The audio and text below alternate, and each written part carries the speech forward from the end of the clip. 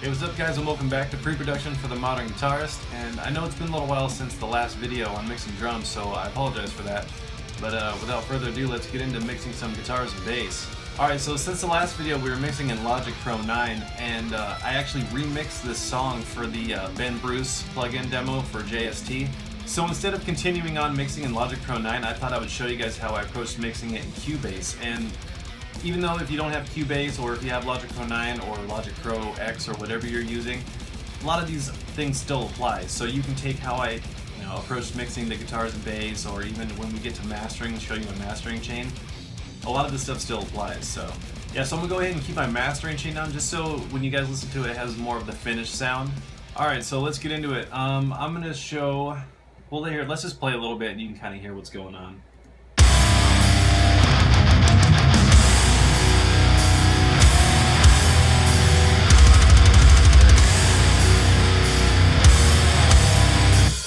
Alright, so yeah, I'm really happy with how this came out. This is actually the first time I ever mixed in Cubase, so I was pretty happy with how it turned out.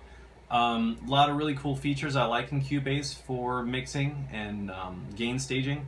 If any of you guys want to see like how I approach mixing the drums on this too, because in the next two videos we're just going to be talking about guitars, bass, and then mastering. So if you guys want to see how I approach mixing the drums, go ahead and leave it in the comments, and if you guys want to see it, maybe I'll do it. So what we have here is I have my guitars both sent to a group right here. This is the guitar group, so if I go ahead and solo this.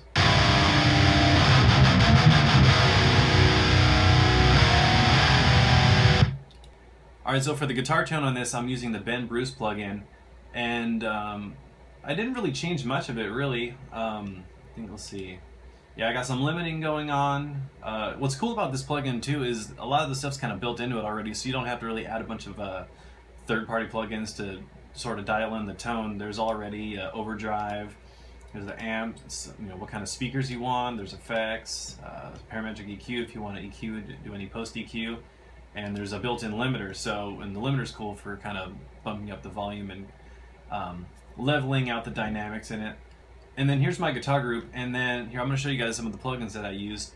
And first off, I have the Q10 kind of knocking out some of the 4K, which is kind of annoying, nastily whistly frequency that tends to kind of reside in the guitars.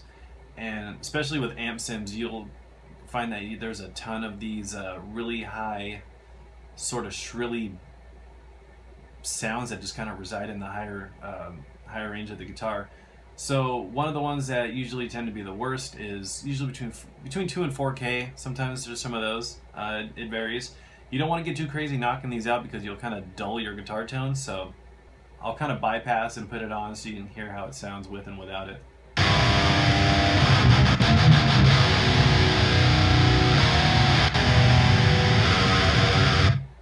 Alright, and so after the Q10, what I'm using is the Fabfilter Pro MB, and what this is going to be doing is be compressing some of the low mids.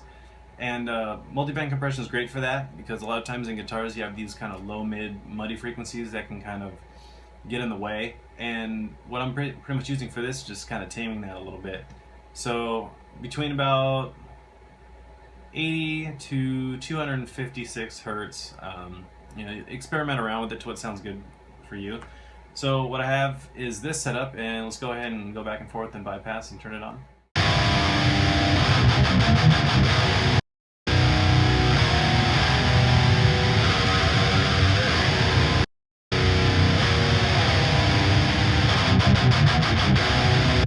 So yeah, when it starts to get a little crazy, it just kind of ducks out some of that low mid. And Fabfilter is great. A lot of those plugins are really cool. I really love the Fabfilter stuff. So yeah, that's pretty much it for the guitars. And let's go ahead and go to the bass. Let's see what we got here. Alright, and so what I'm doing here with the bass is a kind of typical move now a lot of guys are doing, where they split their bass into two. So you have just your low end of your bass, and then just the high end of your bass. And let me go ahead and show you guys what I did. So for the low end, I'm going ahead and I'm using the Frederick Clean bass in Easy Mix 2.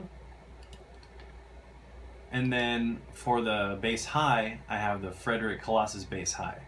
So let's go ahead and just hear how just the how the low sounds.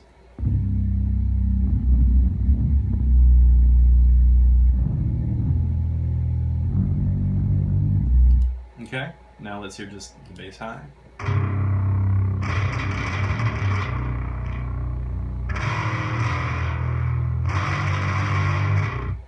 Alright, so you can hear that the bass low is what it is. It's pretty much all the low end. So you can kind of focus on treating the low end however you want and really locking it in, and that way it doesn't affect the actual high end of the bass.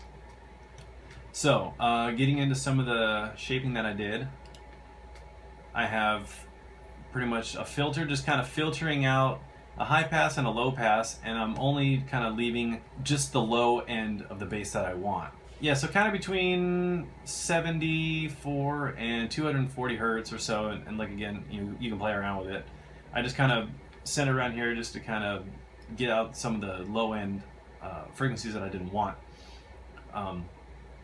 So yeah, just go ahead and basically just have a low and high pass filter, and we're only focusing between that end of the frequencies. And then over here, yeah, so I did a little high pass, a little dip around 200, a little boost around 1K-ish, and then I also did a low pass, just kind of rounding off some of the high frequencies. And then also on the low end, I have a L1 limiter, and what this is doing is basically with your low end, it'll go all over the place. Bass is very dynamic.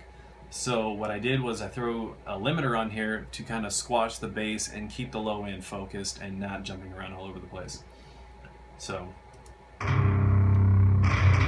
yes, let's go ahead and hear both of these together.